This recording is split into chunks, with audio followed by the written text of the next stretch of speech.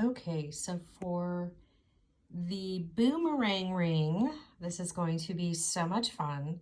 You are going to start with your loom of choice. Now, I'm working with the baby jewel loom. You could certainly do this on the original jewel loom, the Wisdom Warrior, the Small Goddess, any one of the jewel looms that has the beading grooves, okay? You're also going to need some beading thread. I'm working with the Wildfire Gray. 2 triangle boomerang beads. Let me get this out of the way and I'll show you. Where's my pointer?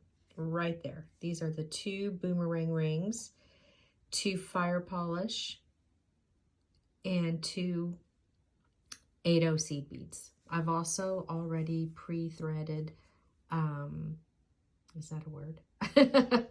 My jewel loom needle with about 1.5 yards of thread. So this is what we're going to do first, and this is what you need to prepare for.